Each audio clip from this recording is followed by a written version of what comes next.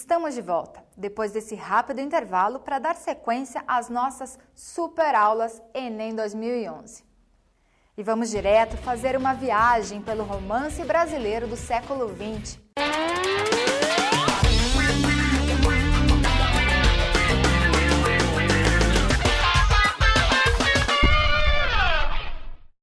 Oi, gente! Nesta aula, o tema será uma viagem pelo romance brasileiro no século XX. Vamos fazer uma viagem pelo romance brasileiro no século XX. Mas antes, como em toda viagem, é necessário prepararmos a nossa bagagem. Então, preparando a nossa bagagem teórica, temos alguns pontos. Número 1. O que significa a palavra romance em literatura? Vamos ter que trabalhar com um conceito mínimo aqui para estabelecermos estas ideias. Acompanhem comigo aqui na tela, por favor. Romance vem a ser, então, uma longa narrativa escrita em prosa, ou seja, um texto em parágrafo, que apresenta fatos normalmente ficcionais. Isto é, apresenta fatos que são criados pelo autor. Número 2. Tradicionalmente, o romance se enquadra no gênero que chamamos de épico narrativo. É o gênero do Era uma Vez, é o gênero das histórias, é o gênero das narrativas. É interessante conhecermos a divisão tradicional da literatura brasileira no século XX. Então, no século XX, a literatura brasileira apresenta a seguinte divisão. De 1902 a 1922, temos um período de transição que chamamos de pré-modernismo. Já de 1922 a 1930, nós vamos ter a chamada primeira geração modernista brasileira. De 1930 a 1945, teremos a chamada segunda geração modernista brasileira. E de 1945 a 1960, teremos a chamada terceira fase, terceira geração modernista brasileira. Dos anos 60, finalmente, até os dias atuais, temos o que nós chamamos de literatura contemporânea. 4. As três grandes ambientações dos romances brasileiros no século XX. O conceito de ambiente em literatura vem a ser uma espécie de fusão dos elementos espaço mais tempo.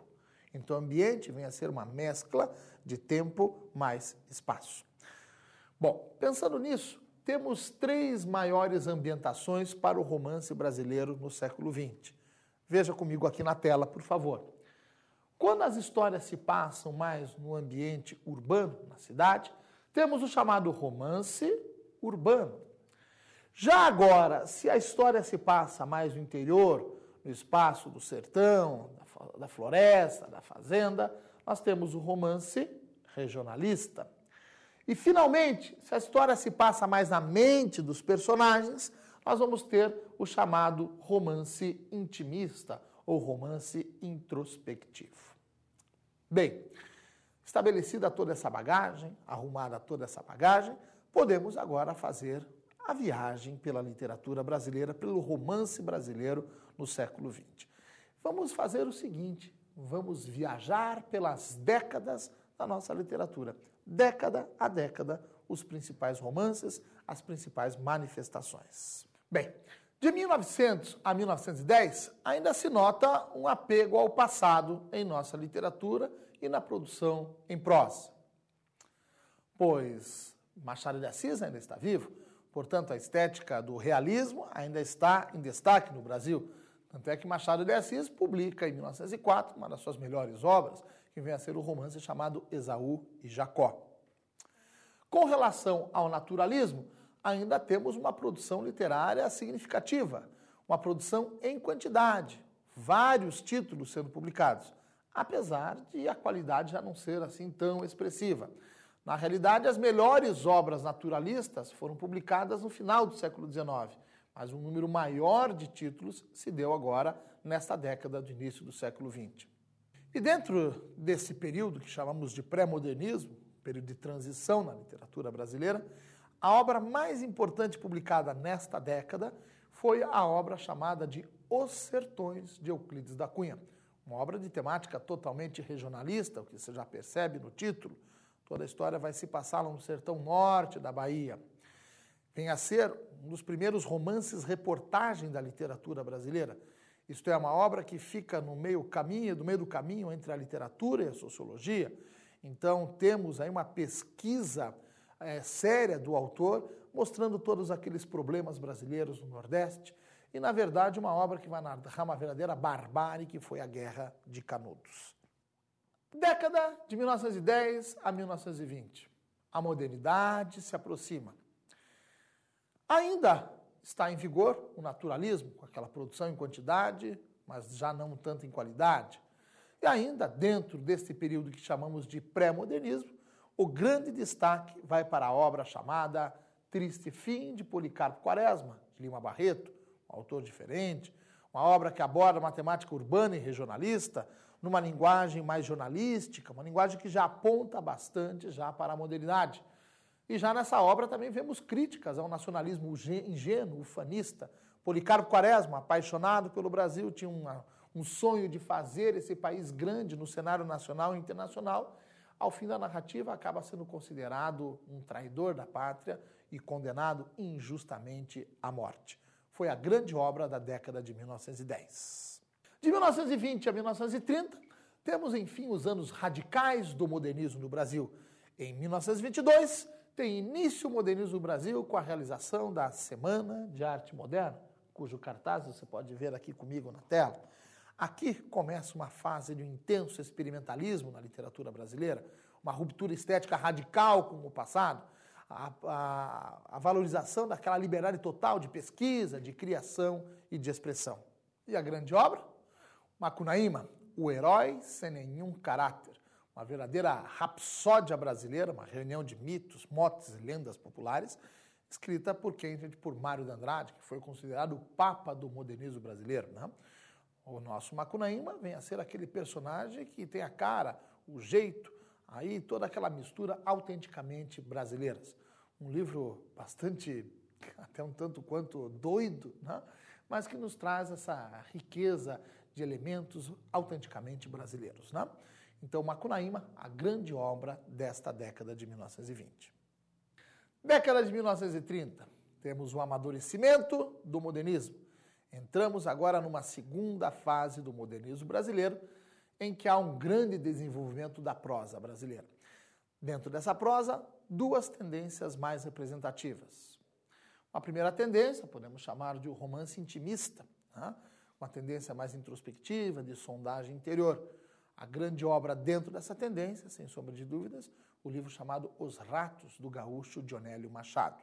E a segunda grande vertente vem a ser o chamado romance regionalista de 30. Obras ambientadas no interior, em especial no interior do Nordeste, e um pouco também do interior do Rio Grande do Sul, com Érico Veríssimo.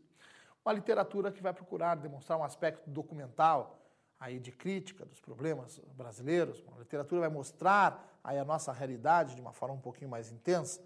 E uma literatura com aspecto até mesmo bem crítico, porque vai servir como instrumento de denúncia social. Quais são as grandes obras aí publicadas dentro desta década de 30 e dentro dessa vertente do romance regionalista de 30? Duas obras do mesmo autor.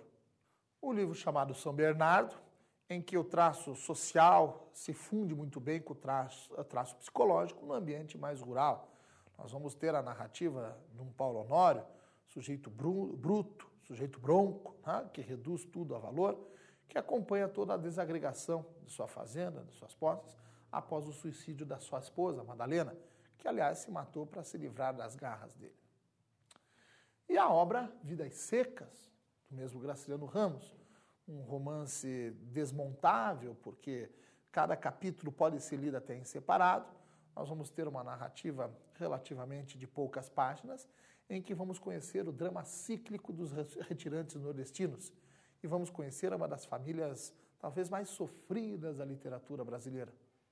Fabiano, a sua esposa, sim, a Vitória, os dois filhos, que nem nome tem, o mais velho e o mais novo, representando o drama dos anônimos no sertão, a cachorra-baleia e o papagaio, que, aliás, não passa nem do primeiro capítulo, né? Diante da falta de comida, a família resolve comer o papagaio. Então, um livro que termina mais ou menos da mesma forma como começa, né? A família tentando fugir da fome, da seca, da miséria, naquele sertão tão árduo, aqueles recursos tão secos, diante daquelas vidas tão secas. Década de 1940. Temos ainda o prolongamento dos anos 30. Por que ainda?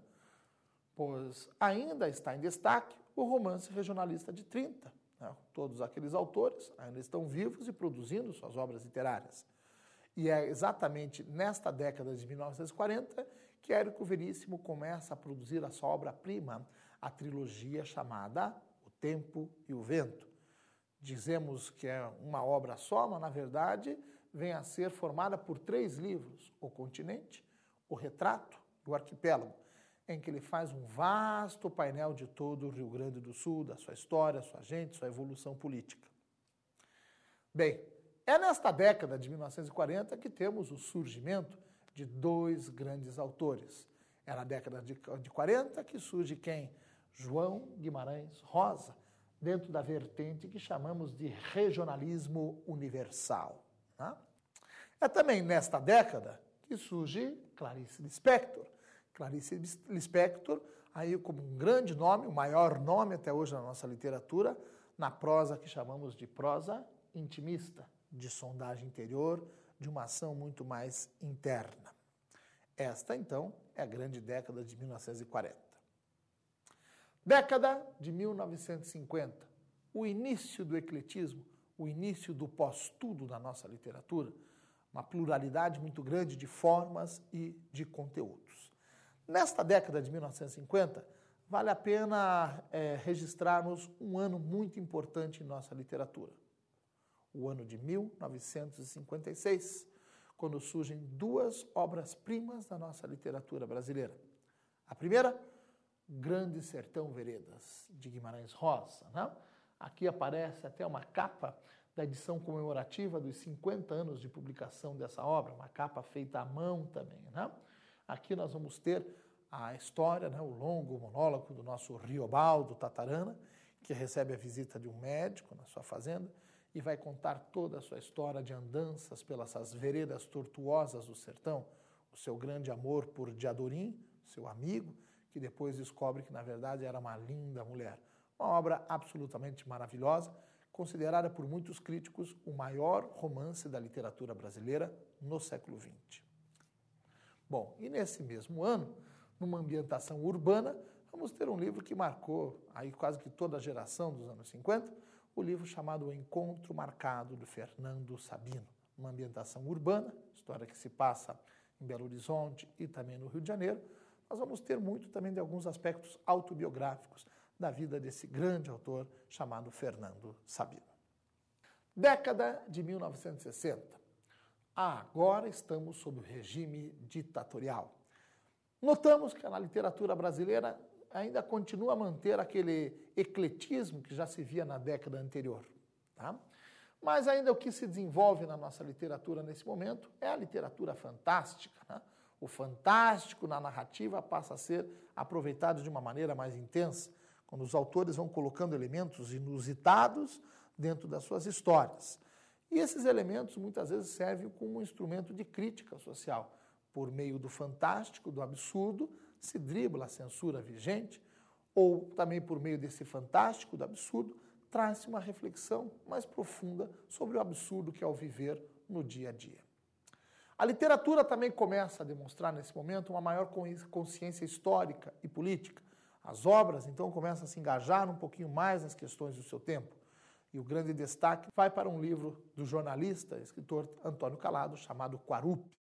A história começa a se desenvolver desde um pouquinho antes do suicídio do Getúlio Vargas, na década de 50, e vai terminar mais ou menos em toda aquela repressão já na época da ditadura. Uma obra interessantíssima mesmo, aí que vai cobrir vários espaços brasileiros. Década de 1970, o caótico universo urbano. Vivíamos ainda num país sob um regime ditatorial. A repressão alcançava seus anos mais difíceis no início dessa década de 70. Em termos artísticos, víamos ainda o engajamento nas questões sociais, apesar de toda a repressão. Ainda se vê aquele ecletismo, aquela pluralidade de formas e de conteúdos, e com destaque ainda a literatura fantástica. É no início da década de 70 que Érico Veríssimo vem e produz um dos grandes romances fantásticos da literatura brasileira, a obra chamada Incidente em Antares. Numa pequena cidade fictícia, Antares, no Rio Grande do Sul, em virtude de uma greve geral, 7 mortos não puderam ser sepultados. Eles resolvem sair dos seus caixões, indignados com aquela falta de respeito, descem até a cidade e começam a narrar todos os podres, todas as brutalidades, toda a corrupção cometidas, enfim, por aquela classe dominante, aquela classe que se alternava no poder. Esses mesmos poderosos da cidade se reúnem, apesar de um tanto quanto rivais entre si, resolvem enterrar esses mortos, né? E aplicam na cidade a lei do silêncio. Ninguém viu nada, ninguém falava de nada, ninguém sabia de nada de história de mortos que ressuscitaram. Bom, lógico que Antares foi o que? Uma metáfora do Brasil, à época do regime militar, em que coisas absurdas e violentas ocorriam e tudo era varrido para debaixo do tapete da hipocrisia, das conveniências políticas. Aliás, uma obra até hoje bastante atual, quando percebemos o absurdo da nossa política e da nossa sociedade no dia de hoje, e quando tudo isso tenta ser disfarçado com versões oficiais bastante fantasiosas. Bom, é também na década de 70 que a temática da violência urbana vai ganhando um grande fôlego, uma grande força na literatura brasileira. Por quê? Pois a arte imita a vida, meus caros. E, na verdade, por conta dessas nossas cidades que vão crescendo, como um efeito, um passivo disso, temos a violência urbana se desenvolvendo em cada dia. Então, muitos autores começam a retratar a violência urbana como um tema nas suas obras ou fazem uso dela como uma contextualização para as suas obras. É também nesse momento que surge para valer o romance-reportagem, uma mescla de literatura com reportagem. Na verdade, quando a literatura serve como um disfarce para se fazerem reportagens um pouco mais completas e mais minuciosas sobre problemas que se viam no Brasil e que eram normalmente censuradas aí pelo regime político. Então, nesse momento, surgem grandes autores dentro dessa tendência e o grande destaque vai para José Louzeiro com o livro chamado Lúcio Flávio, o Passageiro da Agonia. Bem, e é nesta década, também, em 1977, que Clarice Lispector publica talvez a sua obra mais simples de ser lida, mas certamente a sua obra mais famosa, que vem a ser o livro chamado A Hora da Estrela, em que vamos conhecer a história de uma nordestina, Macabeia, que vem para o Rio de Janeiro, acaba sofrendo, acaba não se enquadrando muito bem em toda aquela sociedade, naquele mundo urbano, e acaba morrendo atropelada ao final da obra. Mas temos também o que nessa história? Uma grande aventura metalinguística, porque quem nos conta a história de Macabeia vem a ser o escritor Rodrigo S.M., criado por Clarice Lispector, que a todo tempo se questiona se é possível fazer literatura com personagens tão ralos, com fatos tão também simples, tão banais, e com qual linguagem utilizar para contar uma história tão simples como esta. Então, Clarice Lispector, uma obra tão simples como essa, problematiza a questão da linguagem literária e da criação artística, a criação literária em si. Década de 1980, liberdade de expressão. Vemos que em 1985 termina o nosso regime ditatorial, então agora há uma liberdade maior de expressão e acompanhamos o que? Ainda um ecletismo, uma pluralidade de formas e de conteúdos.